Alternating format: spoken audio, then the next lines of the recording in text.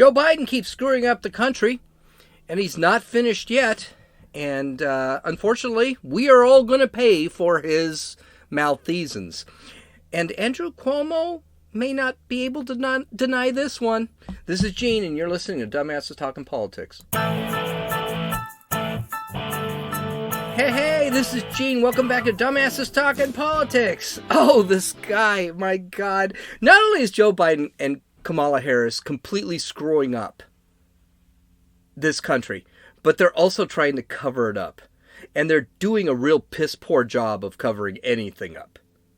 Mind you, I don't think they care, which is why their cover-ups aren't doing real well. But hey, their goals are being met. And that's all that really counts. So the first area where it's really looking bad, and the Biden administration actually looks really bad, is the border right now.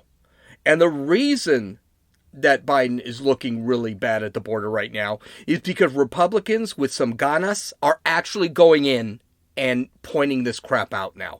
This is fantastic. Trumpism is working here.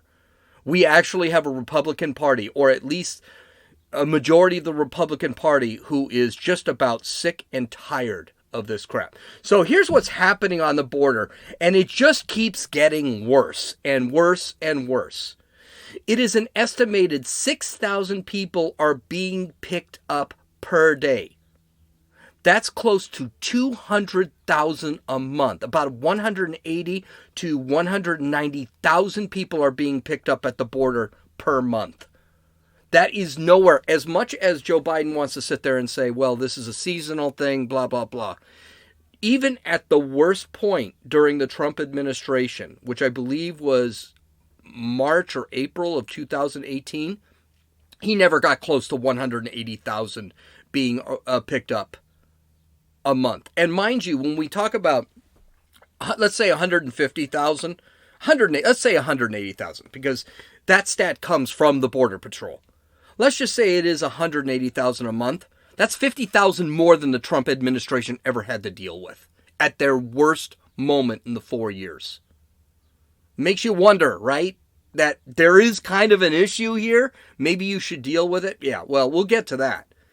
It is estimated that there will be, this year, 25,000 underaged, unattended children to cross the border this year. That's up, get this, 2,400% from last year. Last year there were about 1,300. And mind you, if you take Trump's 4 years, you take Obama's 8 years, and you take Bush's 8 years, it still comes up to like half. Not even half. I think the average is 1,400 per year. It comes out to almost 3 times what Biden is facing now. And by the way, when I say what Biden's facing, Biden's not facing crap.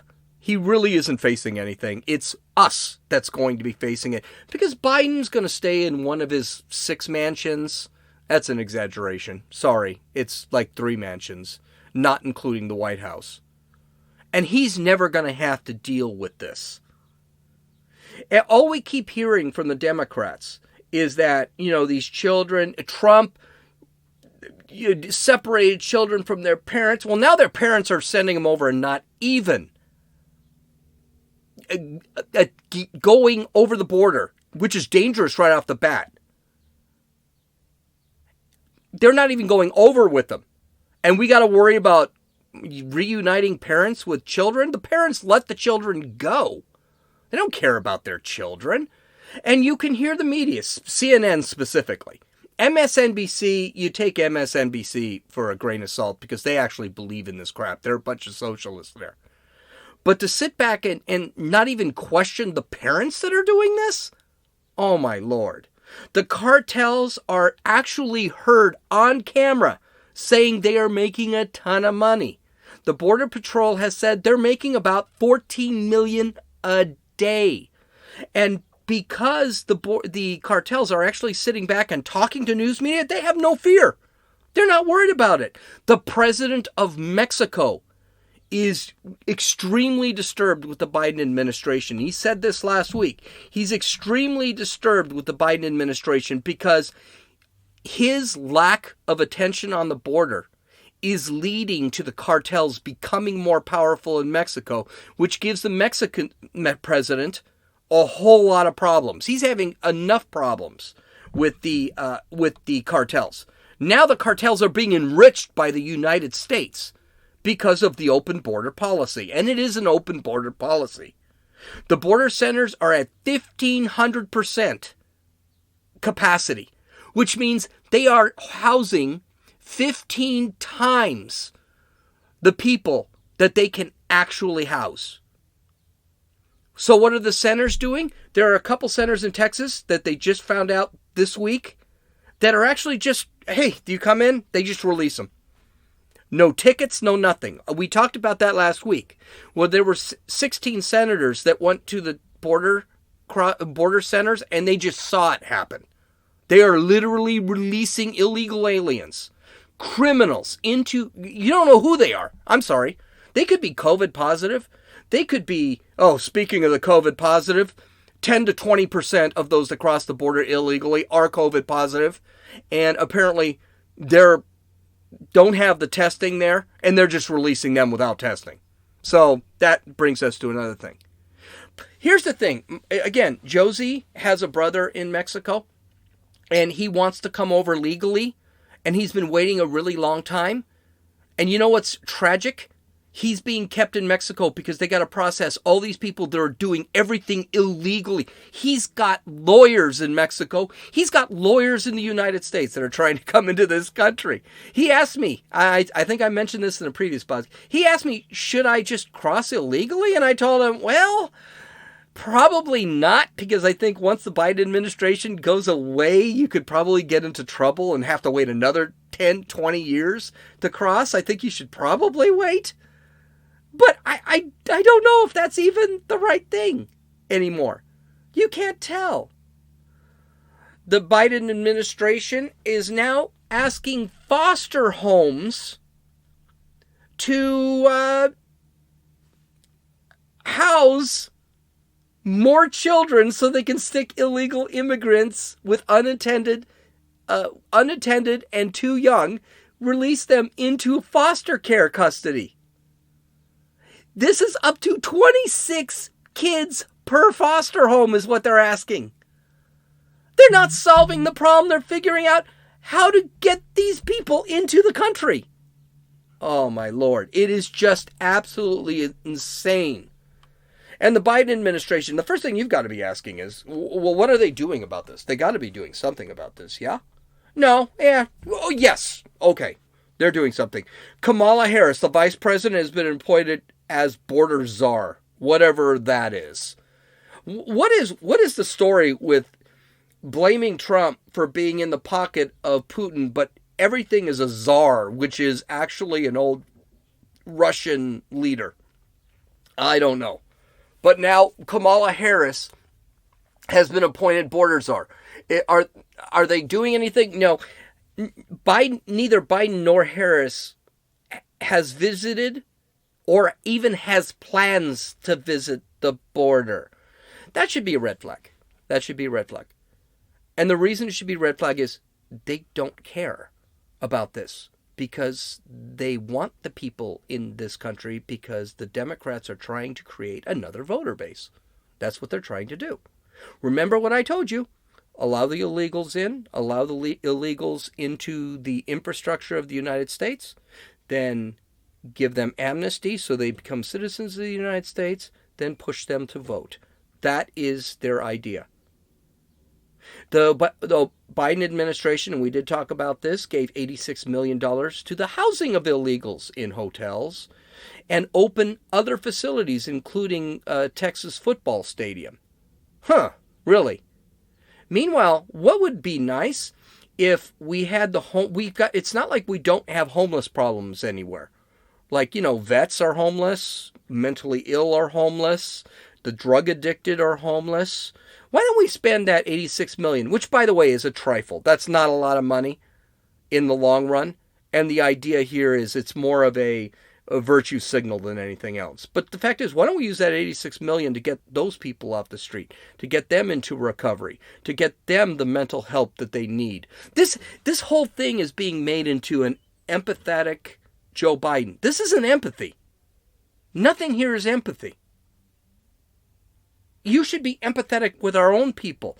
Again, Biden is a globalist. America first is not a thing because according to the Biden administration and the left, America is not a thing. We are a world, except Mexico, who's got their own problems, and China, who deals with their own problems, and Germany, who deals with their own problems. They don't care about the world. When push comes to shove, when the rubber hits the road, and other platitudes like that, the countries matter most. Not in the United States. The country does not matter the most because the Democrats and the left are trying to destroy the country. And the way you destroy the country is say we're part of the world and blah, blah, blah, and empathy this and empathy that. And these people are suffering and blah, blah, blah. None of that matters.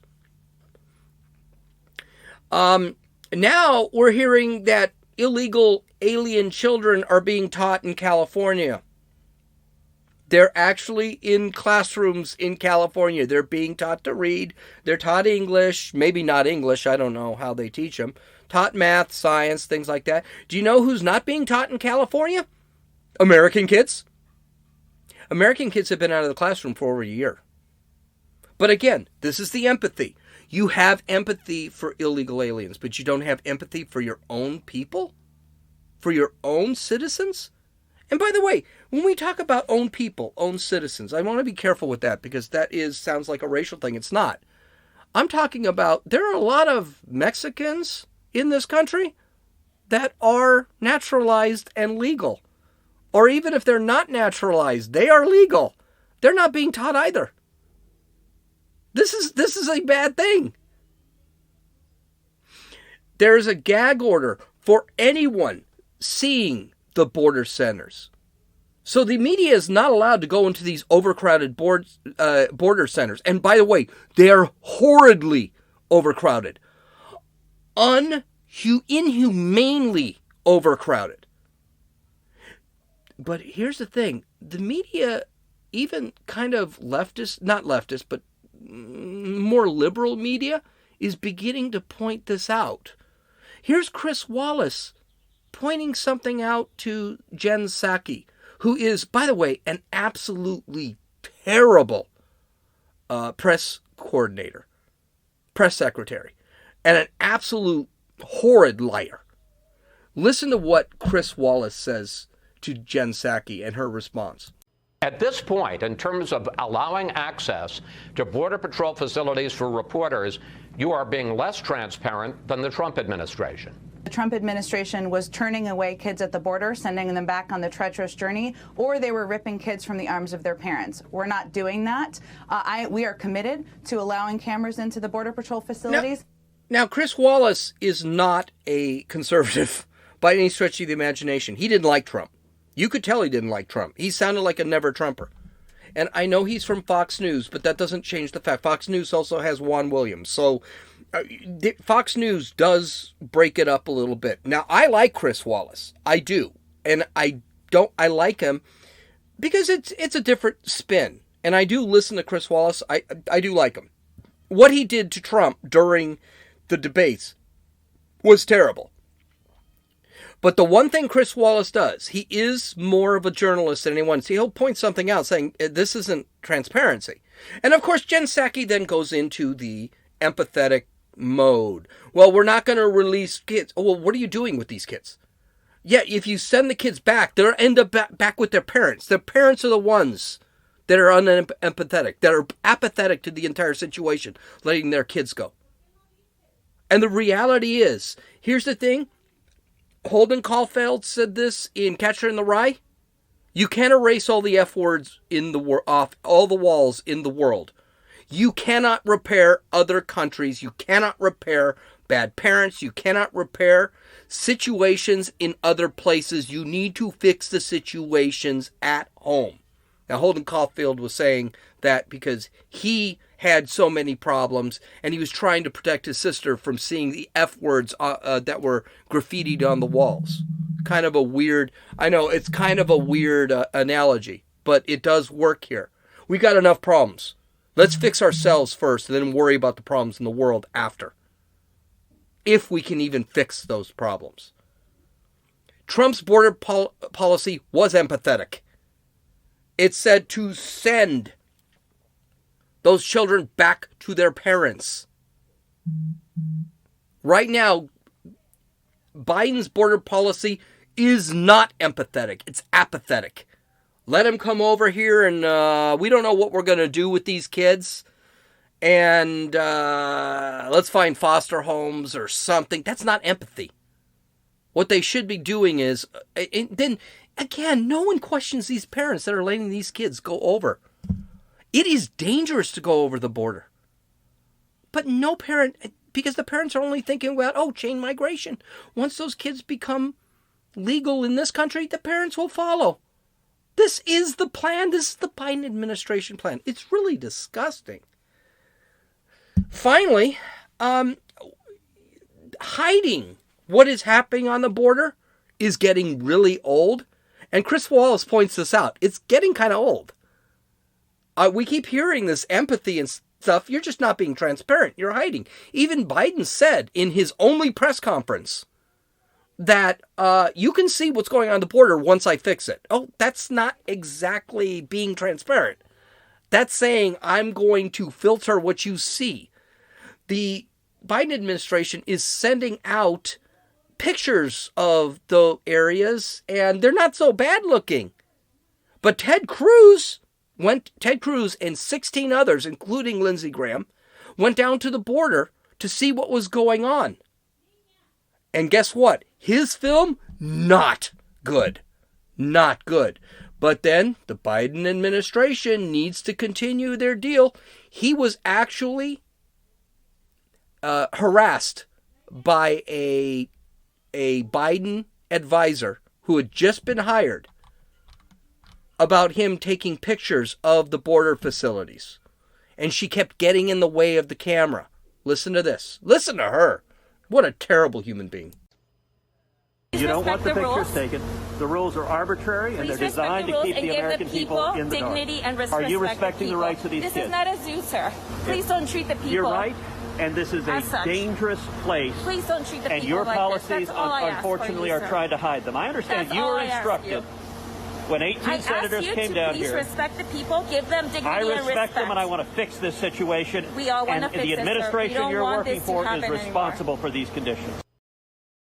In those pictures, it was people literally sitting on top of each other with Mylar sheets. Mylar, everyone keeps calling them like aluminum sheets. They're Mylar sheets.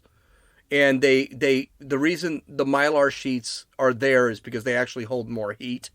But they are literally on top of each other. This is incredibly inhumane. And this broad sits there and says, respect their dignity? This isn't a zoo? No. I think Ben Shapiro said it.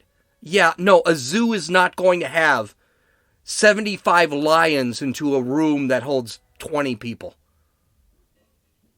20 lions. It is completely inhumane.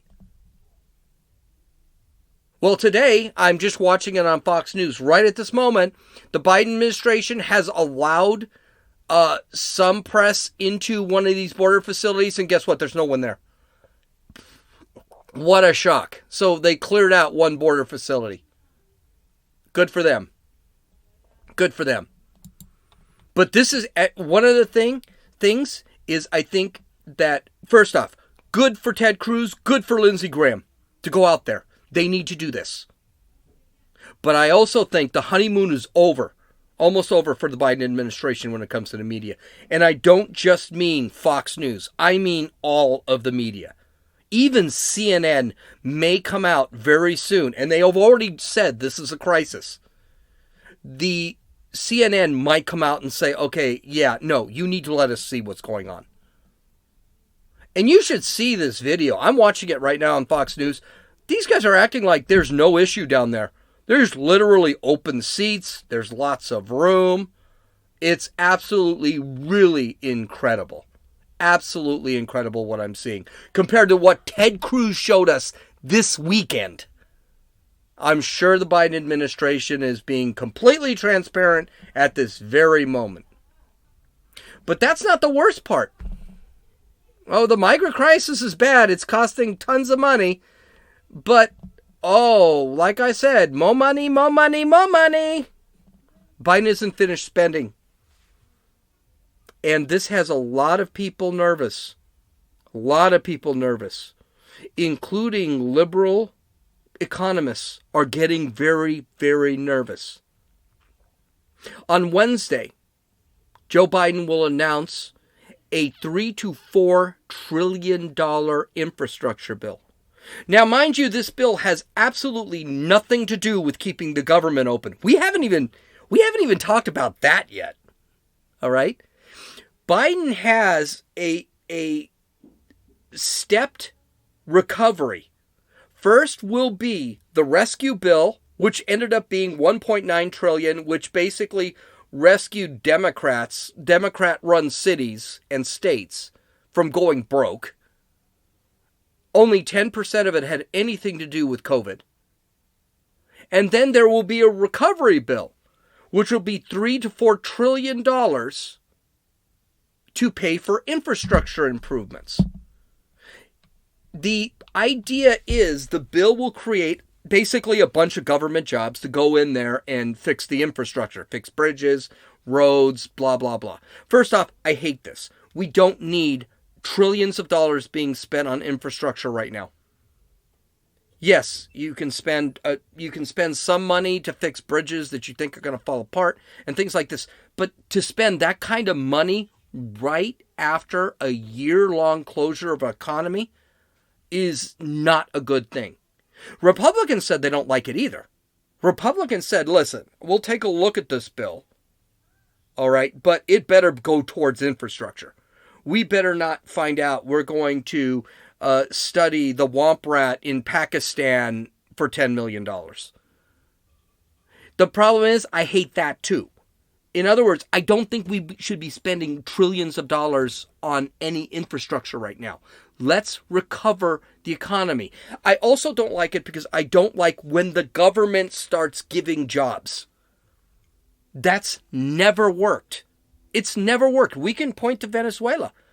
When Venezuela started hiring all these people to work on the oil refineries, and then we find out, oh, wait a minute, government's just going to take over those jobs altogether, take over those businesses altogether. I think this is very dangerous when more money is being spent by the government to hire somebody than it is letting private companies hire somebody. And I tell you, it's never worked when 40% of the employees are actually government employees. It's never worked. It's always been bad. It seems to me, and not to mention, no, I'm going to talk about this when we talk about taxes, because you know that's coming, right? They're talking about making that $300 child credit that they made up that's supposed to go through the end of the year permanent. Where's the money going to come from? Even Josie, who's going to get $600 because she's got 2 kids, or she has 2 kids, excuse me, be precise with my language. Even Josie says this is insane. This is the start of universal basic income. And this is insane. Where are you going to get the money?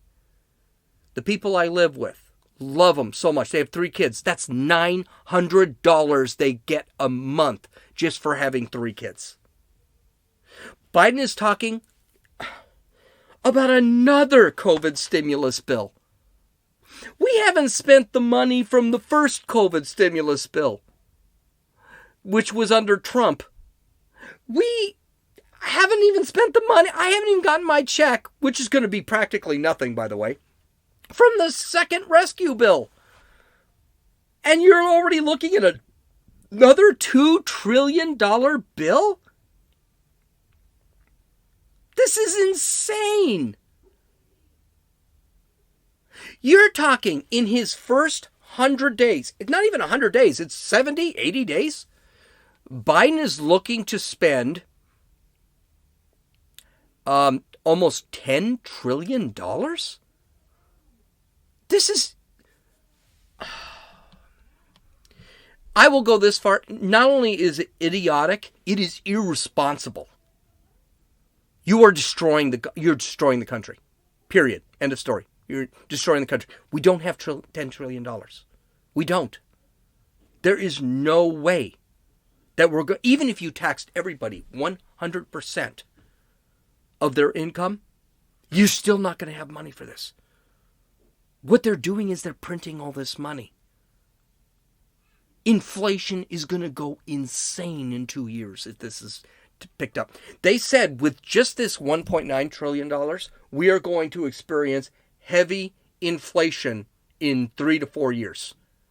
If you spend an additional 3 to 4 trillion, right now it's being reported right now at this moment it's being reported that his bill is going to be 4 trillion.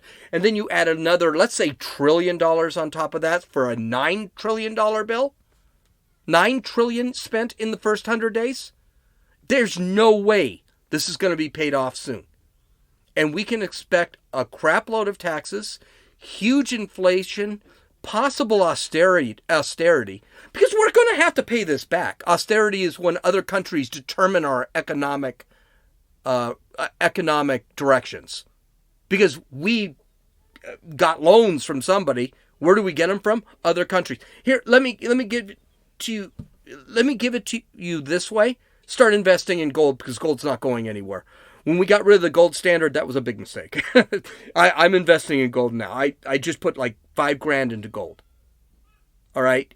It'd be a great thing to actually go in there and start investing into gold. Not invest everything, but diversify a little bit. Because I got a feeling we're going to need that money. And gold is not susceptible. Gold, silver, platinum, palladium, they're not susceptible to inflation. Whereas my dollar, hey, be prepared for $10 for a gallon of milk. That's what's going to happen. Be prepared for $5 to $6 in gas. That's going to happen. The worst part about this whole thing, the whole idea they're doing here, is they're trying to make people independent on the government. And that is the worst thing in the world.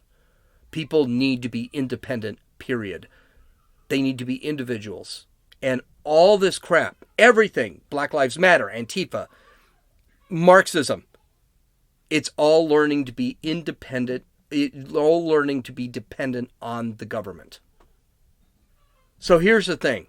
And now the United States is beginning to realize, the Biden administration is beginning to realize this is becoming an issue. So we're beginning to talk about some things. We're beginning to talk about having to raise taxes. Duh. We are looking at $10 trillion in the first 100 days of the Biden administration. They don't... Remember this, the government has no money. The government's money is my money, is your money. The government has no money. They don't make money. They don't give jobs. They're not hiring anybody. It's you and I that are hiring. It's just by proxy. So here's some of the plans they're trying to make. They want to raise taxes on any family home making $400,000 or more. This is probably BS. Okay? Jen Psaki has already let the cat out of the bag and said they're looking at families making over $200,000 a year. But Biden said $400,000 a year. So let's give him the credit. Let's get him the benefit of the credit. I think it's crap. I think it's probably $200,000 a year. I'll give you a step further. I think it's going to be $75,000 a year that they're going to start raising taxes on. I don't think it's going to be $400,000. This is incredible. And that $400,000 is not based off the individual. It's based off the household income, which means they are not going to give a benefit of the individual. So if I live in a household where I make, let's just say I make $300,000 a year and my wife makes $400,000 a year or $100,000 a year for the $400,000, they're going to tax us as if we're making individually $400,000 a year. This is on purpose. This is not an accident. And it's made to actually ignore the family unit. In other words, they're trying to destroy the nuclear family. It's going to be cheaper if you just, taxes are going to be cheaper if those two people are not, that one making 300,000 and the other making 100,000. They're actually not married. That's not an accident. They want to raise the corporate tax from 21 to 28%. There go jobs for the working class. By the way, all this stuff kills the lower classes. It does not hurt the rich. And the other problem with raising the corporate tax from 21% to 28% is it basically is it now you're attacking the Trump tax cuts. But all this stuff doesn't matter. It's still not going to be enough money. Duh. The Democrats are going to have to get more creative on how to raise money, and they're doing it right now. Stuff they're talking about, stuff that you see on press conferences on CNN and on the deals that aren't actually policy yet, are now looking like they might end up policy. Say goodbye to the Trump tax cuts. The Trump tax cuts affected everybody. They dropped from 30%, I think it was 28% to 24% on each individual earner. Now, they always said that the tax cuts favored the rich. Well, yeah, if you make $100,000, that 4% is going to save you $4,000 a year. If you make $24,000, that is going to save you about $800 a year. So yeah, someone who earns more is going to save more taxes because it's based on a percentage. This is probably one of the reasons why the Democrats, the left, thinks math is a social construct for white supremacy, because if you actually do the math, it makes absolute sense why the rich are getting taxed less. So be prepared. Your taxes, everyone's taxes are going up. Say hello to Elizabeth Warren's wealth tax. I talked about this before. I'm running long, but I've got some time, so I'll go for it. The wealth tax states that anyone earning over $50 million has to pay an additional 1% tax. Now, that doesn't sound insane, and that's what Elizabeth Warren is pointing. But do the math again. What are the taxes on 1% on $50 million? Folks, that's an additional $500,000 on top of the taxes they already pay, which 24%, and I went 24% on $50 million, is $12 million. And this applies not only to real wealth, but also projected wealth. So if I own property, that property may or may not be making me an income, but that property has value. They want to tax the value of that property, not even what you're making off the property, which they also want to tax. So if I own stocks that have a projected value of $30 a share, but of course they're actually not worth $30 a share because they're stocks. Stocks have no real value. I'm going to get taxed on that property. That property might be worth $1 million, but unless I sell it, it's not actually $1 million. I'm going to get taxed on that. Oh, well, again, we talked about this earlier. I think it's unconstitutional. I don't think you can do that. But it's something you need to consider, that's what they want to pass anyway. So they're taxing you on something you don't even have. Money you don't even have. People are going to have to sell their stocks. They're going to have to sell their real estate to pay taxes on income they don't have. Now, again, I don't think that's constitutional. I don't think you can double tax anybody. I believe it's actually in the first It's in the Bill of Rights. You can't do it. But the reality is they're thinking about it. And then you got Pete Buttigieg, who is a complete moron in the first place. He doesn't think we can raise gas taxes. We can raise gas taxes anymore. Well, duh. We're already being charged like 33% gas tax. I'm pretty sure in California it's close to 50% gas tax. I have to look it up, but I'm pretty sure. He wants to do a mileage tax. Now, he's, in his defense, he said, well, we can look at it. Well, hello, they're already thinking of applying a mileage tax in Oregon and Washington state. They're already thinking of doing this. So that when you drive, every mile you drive, you get taxed on that mile. And you have to pay taxes on gas. Freaking incredible. Not to mention you have to pay registration for the car, which is huge, especially in California. Might be cheaper somewhere else. Josie had to pay like $300 for registration on her 4-year-old car. Wow. You have to pay for your smog to get done in California. Again, that's not every state, but that's in California. You have to pay in California.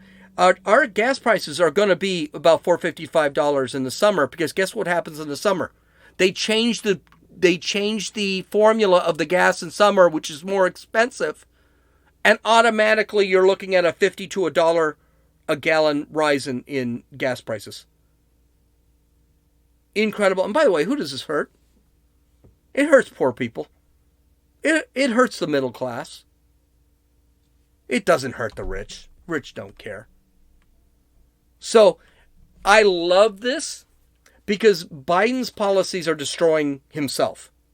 And I'm okay with it. I'm just afraid that his policies are going to destroy us long term. I'm pretty sure if we can survive the next year and a half until we get rid of Congress, and Congress becomes Republican, and the Senate becomes Republican, it's all going to become Republican in 2022. There's no way all of these are going to be okay. So just let's strap on our seatbelts and get ready for what's coming, and it's going to be bad. My last story, and I know I'm running late, but this is probably going to increase the podcast. Tomorrow's is going to be awesome, so I know I'm going to be speaking longer today, but tomorrow's going to be just one story. Actually, it's going to be 2 or 3 stories, but combined into one. Andrew Cuomo, gotta be done right now. Okay? Right now, he has 9 people accusing him of sexual harassment. Okay, I don't really care about this. What a shock. Cuomo is a piece of garbage. This latest accuser is accusing him of kissing her when she didn't want it. Her name is Sherryville, and she seems really pissed off about it. And she's not young. She actually named herself. She hired Gloria Allred for it.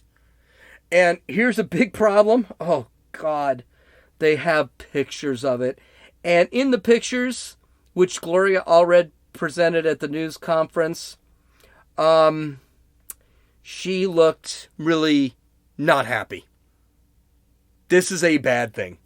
And by the way, Sherryville's married. Oh, yes, the high morality of our politicians.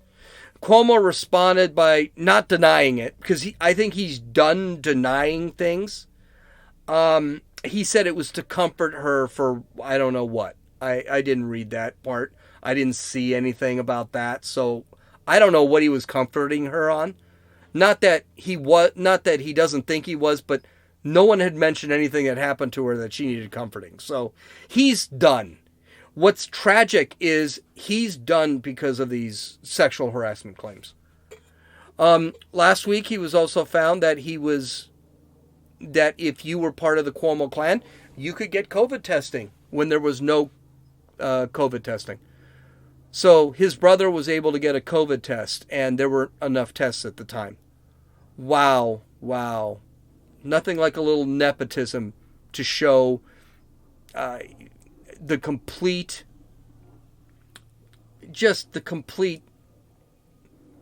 terrible terribleness of this individual. I'm sorry, I just lost my words there.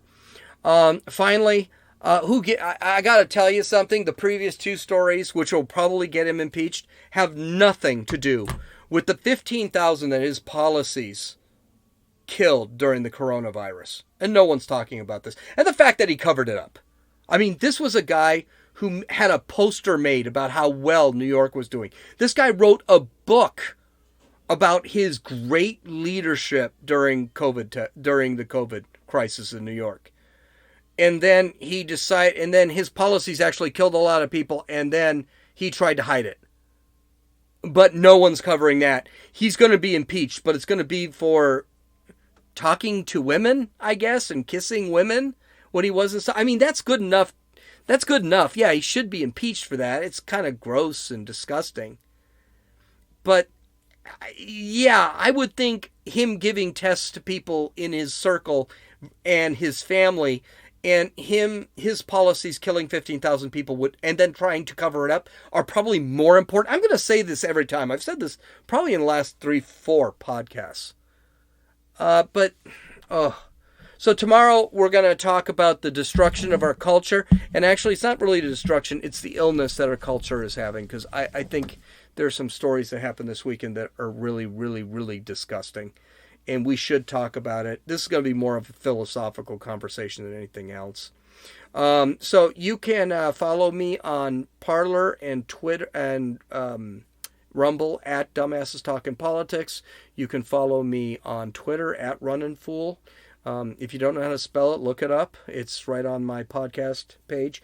You can actually go download or listen to this podcast on Apple Podcasts, Podbean, Podcast Addict, Stitcher, YouTube, and Rumble. And you can visit my website at dumbassestalkingpolitics.com to take a look at all of the links that I have, and I do have a ton. This is Gene, and you're listening to Dumbasses Talking Politics.